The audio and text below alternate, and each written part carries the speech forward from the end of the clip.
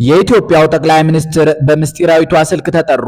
ያቺ ስልክ አቃጨለች ማለት የተለየ ነገር ተከስቷል ማለት ነው። ደዋዩ የኢትዮጵያ ጦር ኃይሎች ኤታማዦር ሹም ነበሩ። በቀጥታ ኤርትራ ወራናለች አሏቸው። ጠቅላይ ሚኒስትሩ ወዲያውኑ በከፍተኛ የማቃር ስሜት ተጥለቀለቁ። የልጆቻቸው እናት ሁልጊዜ እንዲህ ሲታመሙ የሚሰጧቸውን የሚዋጥ መድኃኒት አቀብሏቸው ለመረጋጋት ሞከሩ። ቢሆንም ግን ቤልጂየማውያን ሐኪሞቻቸው የተሻለ ሕክምና እርዳታ ያደርጉላቸው ዘንድ አስፈላጊ ነበር። የአስመራው ሰው ኢሳያስ አፈወርቂ አብርሃ ሀጎስ በኢትዮጵያ ላይ የተሟላ ጦርነት ከፍተው ወደ ሳውዲ አረቢያ ላሽ ብለዋል። በመሃሉ ግን የኢትዮጵያው ጠቅላይ ሚኒስትር ከድንጋጤያቸው አገግመው ጦራቸው ኤርትራ ወደ ወረረችው የኢትዮጵያ ሰሜናዊ ክፍል እንዲዘም ታዘዙ። በመለስ ዜናዊ አስረስ ጠቅላይ አዛዥነት በሌፍተናንት ጀነራል ጻድቃን ገብረትንሳኤ ኤታማዦር ሹምነት የሚመራው የምኒልክ ልጅ ያሉላ አባ ነጋ ልጅ የበላይ ዘለቀ ልጅ የአብዲሳ አጋ ልጅ የኡመር ሰመትር ልጅ ቶሎ ገስግሶ ባድመ ደረሰ። በኤርትራ ጦር እጅ የነበረውን ቦታ የሚያጠቃ ጀመር። በዚህ አፍታ ደግሞ ኢሳያስ አፈወርቂ አብርሃ እንቅልፍ ላይ ነበሩ። በልጆቻቸውና ሳባ ኃይሌ ቀስቃሽነት ከረጅሙ እንቅልፋቸው ባነው ወደ ሙሉ ውጊያ እንደተመለሱ ተናግረዋል። የአጋጣሚ ከ28 ዓመታት በኋላ ሊደገም ነው እየተባለ ይገኛል። ጌዲዮን ጢሞቴዎስ ለኤርትራ መንግስት የላኩት የኢትዮጵያን ድንበር ለቃችሁ ውጡልኝ የሚል ደብዳቤ በጥብቅ እያነጋገረ ነው። ዘ ኢኮኖሚስትም በሰሞንኛ መጣጥፉ የአብይ አህመድ አሊ ጦር በኢትዮ ኤርትራ ድንበር አካባቢ ሰፍሯል ብሏል። እሁድ የካቲት 1 ቀን 2018 ዓ.ም የወጡ የቪዲዮ ዘገባዎች የኢትዮጵያ ጦር ከባድ መሳሪያዎችን እየጫነ ወደ ትግራይ ሲዘምት አሳይተዋል። በአማራ ክልል ደቡብና ሰሜን ጎንደር ተበትኖ የነበረው የኢትዮጵያ መከላከያ ሰራዊት የወረዳ ከተሞችን ሳይቀር ለፋኖ መውጣት መጀመሩ ከኤርትራ ጋር አይቀርም ለሚባልለት ጦርነት ቅድሚያ መስጠቱን ያሳያል የሚሉ አሉ። አሁን ኢትዮጵያና ኤርትራ ወደ ለየለት ቀጥተኛ ውጊያ ከገቡ ዋናዋ ምክንያት አሰብ ትሆናለች እየተባለ ነው። ትግራይ ያለውን ህዝቤ አትበድልብኝ ብየው ፋኖና ህዋትን እያስታጠቀ አስቸግሮኝ የኢትዮጵያ መሬት ይዞብኝ ምናምን የሚሉት የአብይ አህመድ አሊ መንግስት አቤቱታዎች የዋናው ምክንያት ደጋፊዎች ናቸው። በተቀረ ጠቅላይ ሚኒስትር አብይ አህመድ አሊ ወንድ ልጅ ከሞት አይቀር ለባህር በር መሆን አለበት ብለው ከተናገሩ ሰነባብተዋል። ያ የባህር በር ደግሞ በሰሞነኛው የፓርላማ ቆይታቸው ኢትዮጵያ ሀብቷን አፍስሳ ትታት ወጣለች ሲሉ የተብሰከሰኩላት አሰብ በምትገኝበት አቅጣጫ በኩል ያለው ነው። ሪቻርድ ሪል ለኤርትራ ነጻነት ታሪካዊነት የታሪክ መብት ፍለጋ በተሰኘው መጽሐፋቸው በ1875 ዓመተ ምህረት አሰብ ምንም ያልነበረባት ኦና ምድረ በዳ ነበረች። ኢጣሊያኖቹ የኢትዮጵያን ቀኝ ግዛት ሀብለው የጀመሩት ከዚሁ ካሰብ ነበር። በዚያው ዓመት በኢትዮጵያ ለአንድም ጀንበር ተይዛ የማታውቀውን ምጽዋን ከእንግሊዞች ተረከቡ። ከዚያ ጉዟቸውን ወደ አስመራ ቀኑ ይሉናል። አሰብ ለኢትዮጵያ በኢጣሊያ መወረር መነሻ የሆነች ወደብ ናት። ያችን ምድረ በዳ ከ10 ዓመታት በኋላ ያለሟትም የኢትዮጵያ ልጆች ናቸው። እናም አብይ በባሌም በቦሌም ወደ ኢትዮጵያ መመለስ አለባት ብለው አምርረዋል። በ1990 ዓመተ ምህረት ኢሳያስና መለስ ከእንቅልፋቸው እየነቁ የሰሙት ጦርነት ከፈነዳ በኋላ በህዝቡ መካከል ያ ቀኝ ገዢዎች የተከሉት መናናቅ ያገረሽ ጀምሮ ነበር። ለአብነት በጦርነቱ ጅማሬ ላይ አንድ ኤርትራዊ አባት አጋሜ ፓስታ በሹካ አስተካክላ መብላት ሳትችል ይሄው አፈሙዝ አስተካክላ ለመተኮስ በቃች፣ እኛው አስተምረናት ብለው ማላገጣቸው ተጽፏል። ዝነኛው የመለስ ዜናዊ አስረስ ኤርትራ ሲያዝሉሽም ችግር ሲጥሉሽም ችግር ሲያነሱሽም ችግር የሚል ንግግርም የዚያው ሰሞን ቃል ነው። እንዲህ ባለ መጠላላት መሃል ያደጉና በግንቦት 1990 ዓ.ም ወደ ባድመ ይተሙ የነበሩ የኤርትራ ተዋጊዎችም ኤርትራ ኤርትራ ኤርትራ ሀገራችን ኤርትራ ኤርትራ ኤርትራ እናታችን ኢካሎ ደምቶልሻል ኢካሎ ሞቶልሻል ዋርሳይ ተረኛ ነው ይሄው ዘምቶልሻል ቃፊር ቆሞልሻል እያሉ ለሞት ተዘጋጁ። ጦርነት እንደነበረ የሚተው ምንም ነገር የለም እንዲል አንድ እንግሊዛዊ ደራሲ እንዲህ ለአዲስቷ ኤርትራ የተባለች ሀገራቸው ፍቅር ሲሉ እየዘመሩ የዘመቱ የሐማሴን የአካለ ጉዛይ የሰራይ የሳህል ልጆች ወደ ኢትዮጵያ ሲገቡ የያዙትን አካላቸው አስጠብቀው ወደ ሀገራቸው ኤርትራ አልተመለሱም። ኢትዮጵያዊ በአገሩ ጉዳይ የአቅጣጫ ድንበር አያውቅምና እነመለስ ዜናዊ አስረስ የትግራይ ወንድም ተጠቃ ያሉት አማራና ኦሮሞ ወደ ሰሜን ገስግሶ ባድመን ነፃ ወጣ።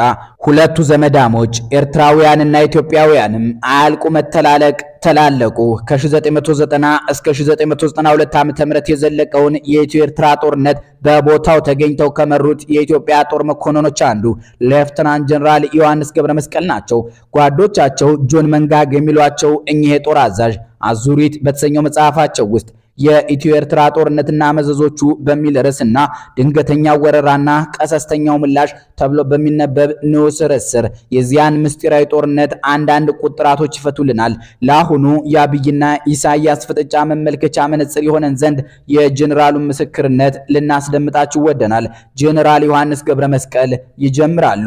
ሚያዚያ 1990 ዓ.ም ባድመ ስደርስ ለአንድ ጦርነት መነሻ ይሆናሉ የሚባሉት ጠንቆች በሙሉ መሟላት ብቻ ሳይሆን ገደባቸውን አልፈው መፍሰስ መጀመራቸውን ተረዳው።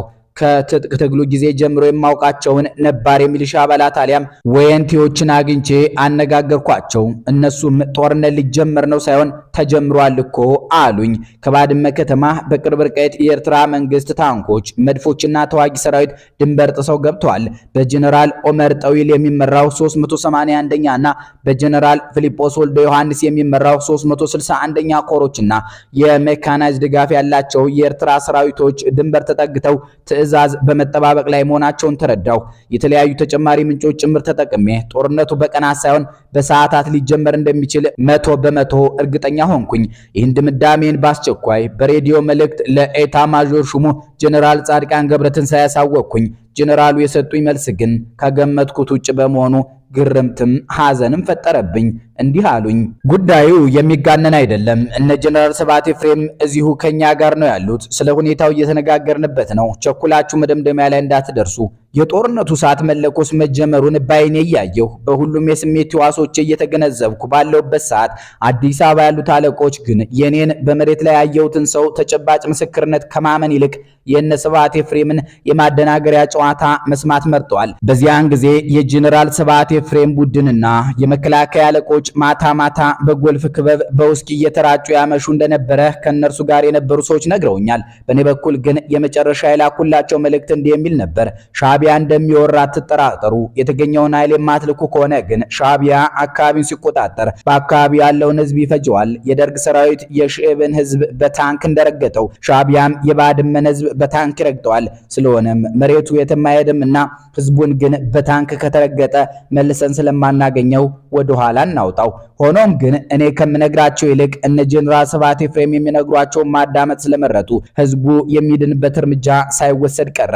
ሻቢያን ባድመን አጥቅቶ ሲቆጣጠር ህዝቡን በታንክ ረገጠው። ከእንደዚህ አይነቱ የሞቀ የሬዲዮ መልእክት ልውውጥ በኋላና የአዲስ አበባ አለቆች በእኔ ላይ እሳት ጎርሰው እሳት ልሰው በቁጣ እንደተነሱብኝ እየገባኝ በግንቦት 1990 ዓ.ም ጠዋት የሁኔታው አሳሳቢነት እጅግ ስለከነከነኝና በማድማ አካባቢ ከሚሊሻ በስተቀር የመከላከያ ኃይል የሌለ መሆኑን ስለተገነዘብኩ ሚሊሻውን ካደራጀው በኋላ አዲግራት ከነበረው የመከላከያ ሰራዊት አንድ ሬጅመንት ወደ ባድመ እንዲልኩ ለአዛዡ በሬዲዮ መልእክት አስተላለፍኩ።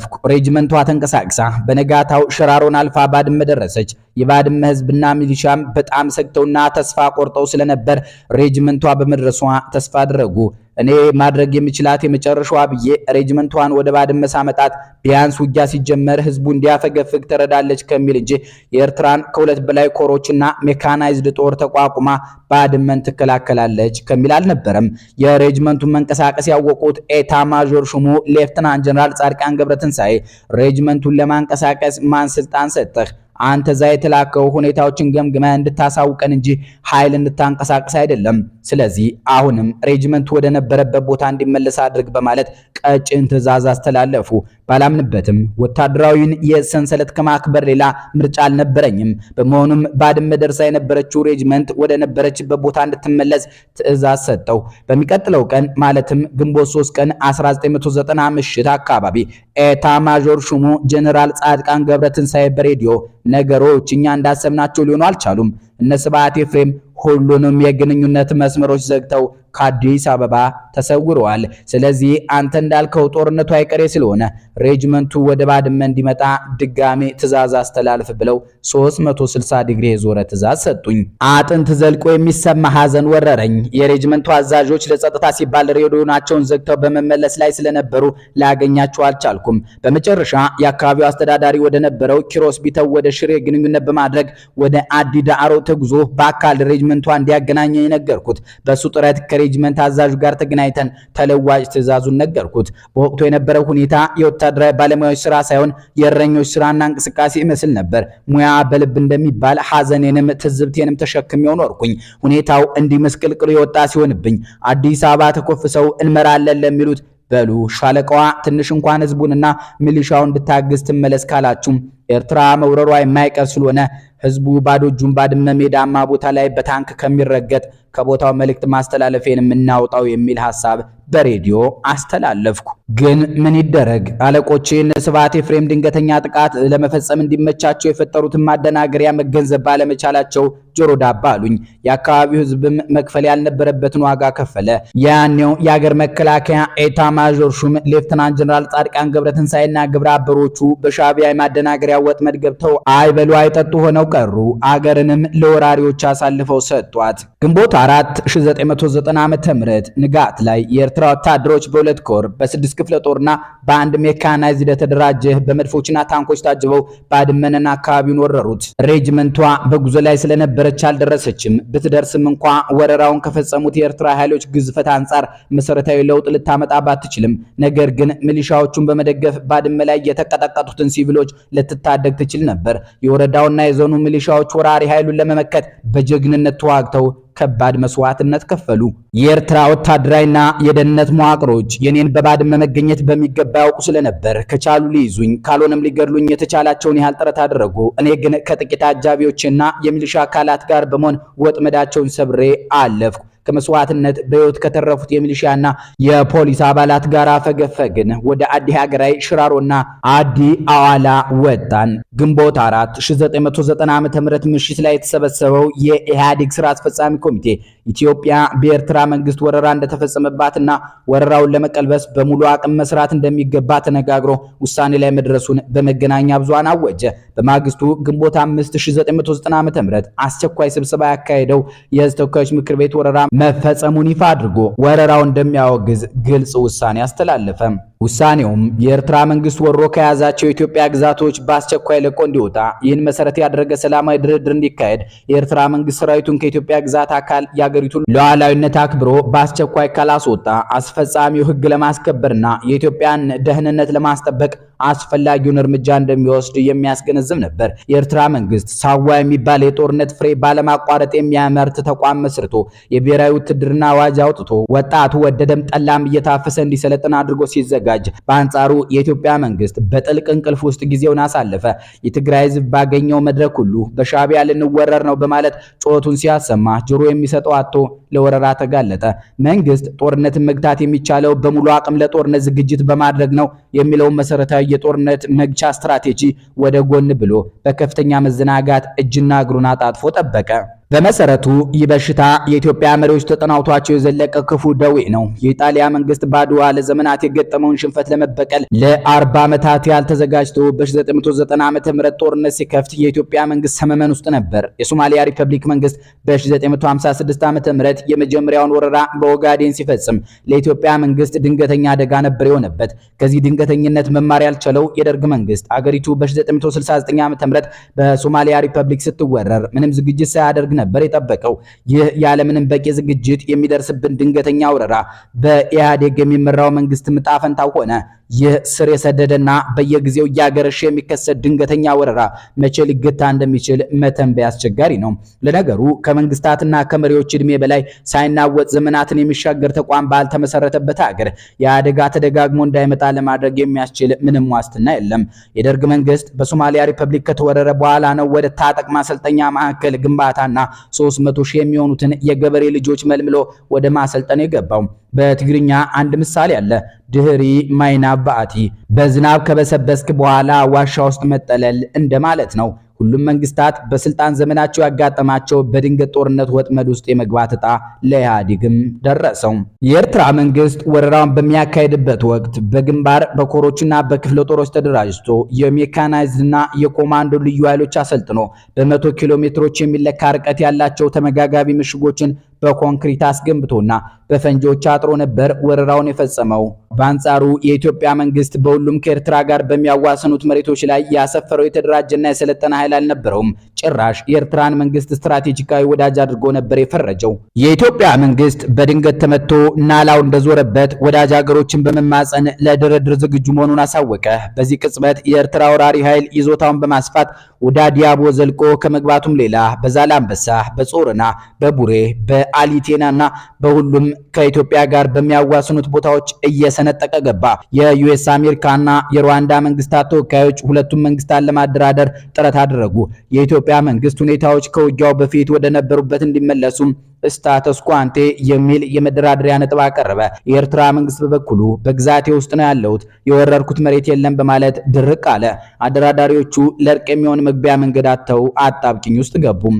የምንወዳችሁ ታዳሚዎቻችን የጦርነት አጀማመር ከላይ በጀነራል ዮሐንስ ገብረ መስቀል እንደተገለጸው ያለ ነው። ብዙ ነገሮች ከአሁኑ የኢትዮጵያና የኤርትራ መንግስታት ፍጥጫዎች ጋር ይመሳሰላሉ። በተለይ የኤርትራ መንግስት ወደ ኢትዮጵያ መሬት ዘልቆ መግባቱ በሁለቱም ጊዜያት የሆነ ነገር ነው።